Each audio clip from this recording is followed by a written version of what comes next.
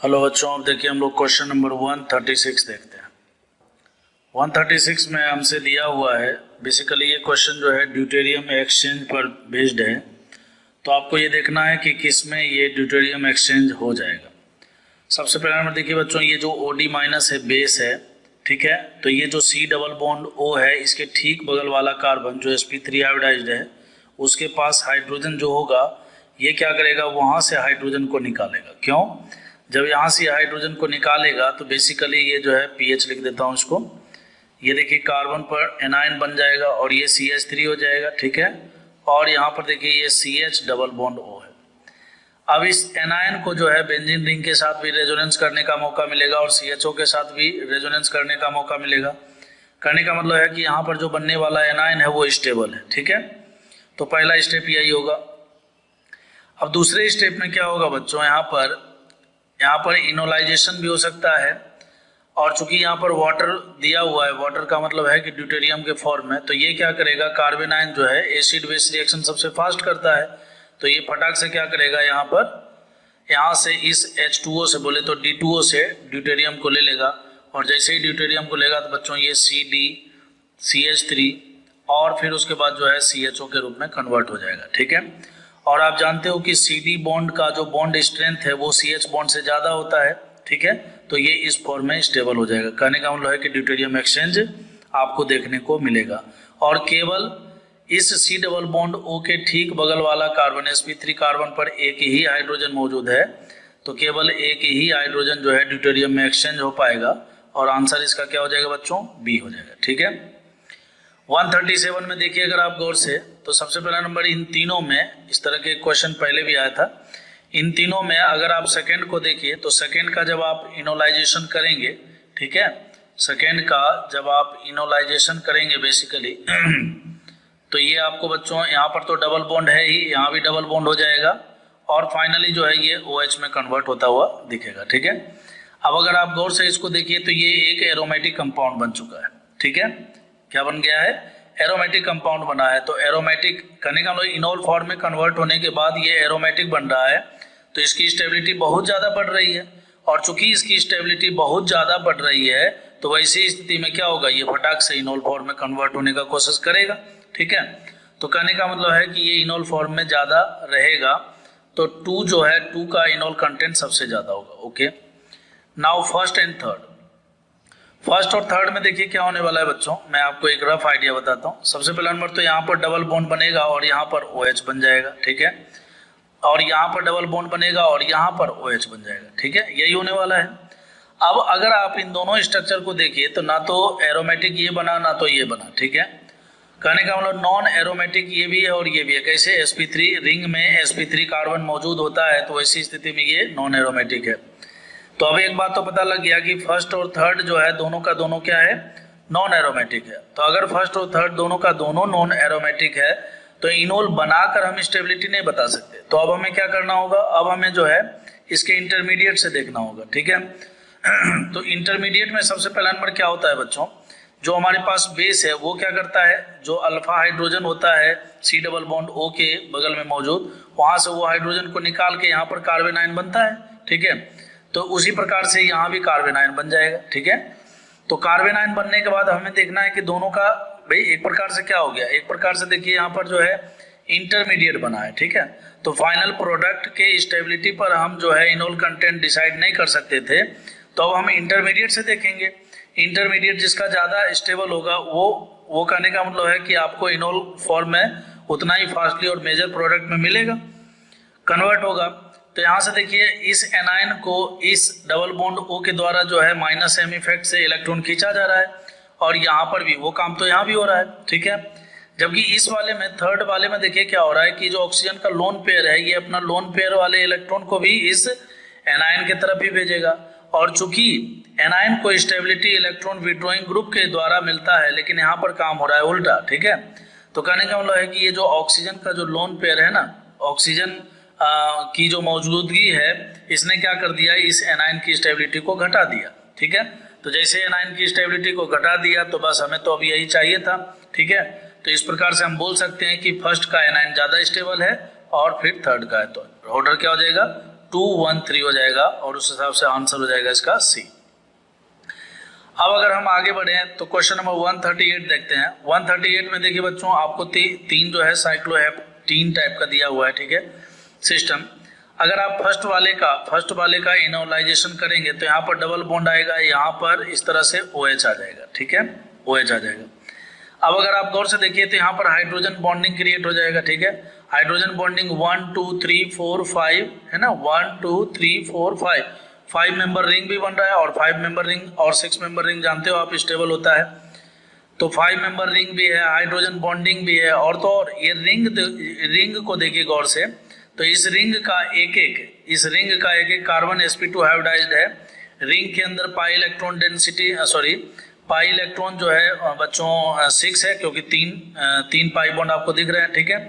तो कहने का मतलब है कि इसके अंदर जो भी देखने को मिल रहा है, ठीक है, वो जो भी सिचुएशन यहाँ पर क्रिएट हो रहा है वो एरोमेटिक कंपाउंड की ओर लेकर जा रहा है, ठीक है। तो कहने का मतलब फर्स्ट कंपाउंड जो है को अगर हम इनोल में बदलते हैं तो ये किस में बदल जाएगा, एरोमेटिक कंपाउंड में बदल जाएगा, ठीक है, ओके। अब हम बात करेंगे सेकेंड और थर्ड में। एक बात तो तय हो गया कि इन तीनों में से फर्स्ट की स्टेबिलिटी सबसे ज़्यादा है, ठीक है। तो अब देखिए ऑप्शन के हिसाब से भी अगर आप जाकर देखें तो फर्स्ट का सबसे ज़्यादा एक ही ऑप्शन में दिया हुआ है, तो इसका आंसर जो है ना ए होगा, लेकिन अपन इसको देखेंगे, ठीक है। अब देखिए यहाँ पर जो है सेकेंड और थर्ड में बच्चों सबसे पहला नंबर इसका इनोलाइजेशन कीजिए। तो जैसे ही आप इनोलाइजेशन करोगे, ठीक है, तो यहाँ पर ये देखिए OH बन जाएगा, ठीक है। और यहाँ पर इसका जब आप इनोलाइजेशन करोगे, ठीक है, यहाँ पर जब आप इसका इनोलाइजेशन करोगे तो इस तरह से बनेगा। अब अगर आप गौर से देखिए यहाँ पर, ठीक है, सेकेंड में और थर्ड में देखिए, तो सेकेंड में जो है आपको यहाँ पर देखिए एक प्रकार से conjugation system, large conjugation system बन रहा है। और तो और रिंग के अंदर जितने भी कार्बन है वो सारे के सारे क्या है, sp2 हाइब्रिडाइज्ड है, ठीक है। पाई इलेक्ट्रॉन कितना है बच्चों, तो पाई इलेक्ट्रॉन भी 6 दिख रहा है। तो कहने का मतलब है कि ये भी एरोमेटिक कंपाउंड का जो कंडीशन होता है उसको ये फॉलो कर रहा है, ठीक है। जबकि इसके अंदर क्या हो रहा है बच्चों, इसके अंदर देखिए जैसे हम इनोल फॉर्म में कन्वर्ट तो कंजुगेशन सिस्टम तो यहाँ भी बन रहा है, ठीक है, लेकिन यहाँ पर ये वाला कार्बन देखिए क्या है, sp3 हाइब्रिडाइज्ड है, इसका मतलब ये नॉन एरोमेटिक जैसा है, ठीक है। तो ऑब्वियस सी बात है 2 और 3 में अगर हम बात करेंगे तो 2 की स्टेबिलिटी ज्यादा है और फिर 3 होगा। समझ गए बात को भाई। इनोल कंटेंट का मतलब यह है कि जब आप इसको इनोल फॉर्म में कन्वर्ट कर रहे हैं, देखिए एक प्रकार से क्या है ना, ये केमिकल रिएक्शन ही होता है, ठीक है। तो आपको बस यही सोचना है कि कोई भी रिएक्शन है, रिएक्टेंट से प्रोडक्ट में वो कब बदलेगा, कब बदलना चाहेगा, जब उसको स्टेबिलिटी मिलेगी, ठीक है। तो इसमें से तीनों में से सबसे ज्यादा स्टेबल फर्स्ट है, तो सबसे ज्यादा इनोल कंटेंट इसी में देखने को मिलेगा। फिर सेकेंड और थर्ड में सेकेंड है तो सेकेंड, फिर थर्ड हो गया, ठीक है, ओके। हेलो बच्चों, अब देखिए हम लोग क्वेश्चन नंबर 139 देखते हैं। 139 में हमसे बोला गया है among the given compound the correct order of the enol content हमसे पूछा है, ठीक है। तो इनोल कंटेंट बनाने के लिए हम लोग क्या करेंगे, इन तीनों का सबसे पहला नंबर इनोल बनाएंगे, ठीक है।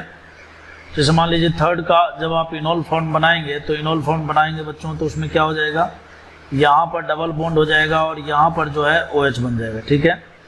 इस वाले में इनोल फॉर्म बनाएंगे तो क्या हो जाएगा, यहाँ पर डबल बॉन्ड होगा और यहाँ पर OH हो जाएगा। और इसके इनोल फॉर्म में यहाँ पर डबल बॉन्ड होगा और यहाँ पर OH हो जाएगा, ठीक है। अब अगर हम तीनों में स्टेबिलिटी की बात करें, ठीक है, देखिए कहता है कि किसका सबसे ज़्यादा इनोल कंटेंट होगा। तो इन सारे के सारे पहले कीटोन फॉर्म में थे, ठीक, कीटो फॉर्म में थे और कीटो फॉर्म से ये इनोल फॉर्म में कन्वर्ट हुए हैं। तो कहने का हम लोग इनोल फॉर्म में जो सबसे ज़्यादा स्टेबल होगा, ठीक है, उसी का इनोल कंटेंट सबसे ज़्यादा होगा। अब इन तीनों में अगर आप गौर से देखिए तो ये जो थर्ड है बच्चों, ये थर्ड में देखिए साइक्लोब्यूटेन सिस्टम जो है ये साइक्लोब्यूटाडाइन बना हुआ है, ठीक है। और साइक्लोब्यूटाडाइन जो है आप जानते हो कि ये एंटी एरोमेटिक होता है। तो एंटी एरोमेटिक होने के कारण जो है इसकी स्टेबिलिटी जो है सबसे कम हो गई। और अगर आप ये लॉजिक नहीं लगाना चाहते तो आप यहाँ पर एक लॉजिक और भी लगा सकते हो। सबसे पहला नंबर तो देखिए बच्चों, यहाँ पर साइक्लोब्यूटेन रिंग जो होता है इसमें अपने आप में सबसे ज़्यादा एंगल स्ट्रेन होता है, ठीक है।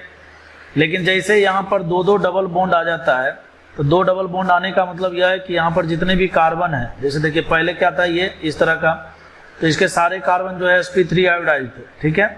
अब यहाँ पर डबल बॉन्ड आने से इसके सारे के सारे बॉन्ड जो है sp2 हाइब्रिडाइज्ड हो गए, ठीक है।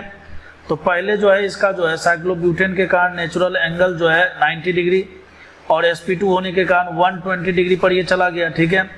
और पहले ये 90 डिग्री था और sp3 के कारण जो है 109 डिग्री। कहने का मतलब है कि जब ये sp3 के फॉर्म में होता है तो इसमें एंगल स्ट्रेन कम है विद रिस्पेक्ट टू sp2 बनने के, ठीक है। कहने का मतलब है कि जैसे इसमें दो डबल बॉन्ड आ जाएगा तो इस रिंग में एंगल स्ट्रेन पहले से तो था ही और भी इसके अंदर एंगल स्ट्रेन बढ़ जाएगा, ठीक है। तो उस हिसाब से देखिए, अगर जो थर्ड में और फर्स्ट में देखिए तो फर्स्ट में बच्चों ये वाला कार्बन और ये कार्बन sp3 है और इसमें 2 कार्बन sp2 है, जबकि इसमें चारों के चारों कार्बन क्या है, sp2 है। इसका मतलब इन सब में सबसे ज्यादा एंगल स्ट्रेन आपको कहाँ पर देखने को मिलेगा, थर्ड में देखने को मिलेगा। तो हम बोल सकते हैं कि थर्ड की स्टेबिलिटी सबसे कम होगी, बोले तो थर्ड का इनोल कंटेंट जो है सबसे कम होगा, ठीक है। अब उसके बाद जो है फर्स्ट और सेकेंड में अगर हम बात करें तो देखिए फर्स्ट में जो है यहाँ पर अल्कीन सिस्टम बना है साइक्लोब्यूटेन रिंग में और यहाँ पर भी अल्कीन सिस्टम बना है लेकिन साइक्लोहेक्सेन रिंग में। और आप जानते हो कि साइक्लोब्यूटेन रिंग में एंगल स्ट्रेन बहुत ज़्यादा होता है और डबल बॉन्ड बनने से एंगल स्ट्रेन और भी ज़्यादा बढ़ गया है, जबकि साइक्लोहेक्सेन में जो है एंगल स्ट्रेन नहीं के बराबर होता है ना, कहने का मतलब बहुत कम होता है। तो वैसी स्थिति में अगर हम साइक्लोब्यूटेन और साइक्लोहेक्सेन में एंगल स्ट्रेन के हिसाब से देखें तो आपको एंगल स्ट्रेन साइक्लोब्यूटेन रिंग में ही ज़्यादा देखने को मिलेगा। और चूंकि एंगल स्ट्रेन सबसे ज़्यादा इसमें देखने को मिलेगा तो ये कम स्टेबल होगा, ठीक है। कहने का मतलब इसकी स्टेबिलिटी क्या होगी, कम होगी। तो 1 और 2 में अगर हम बात करें तो 2 की स्टेबिलिटी ज़्यादा है, फिर उसके बाद 1 है और फिर 3 सबसे कम स्टेबल है।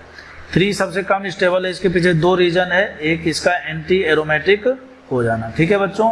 और इन दोनों में ये बड़ा रिंग है, कम एंगल स्ट्रेन है, और ये छोटा रिंग है, इसमें एंगल स्ट्रेन बहुत ज़्यादा है और जितना ज़्यादा एंगल स्ट्रेन होगा स्टेबिलिटी उतनी ही कम होगी। तो 2, 1, 3 इसका करेक्ट ऑर्डर होगा और उस हिसाब से इसका आंसर डी होगा।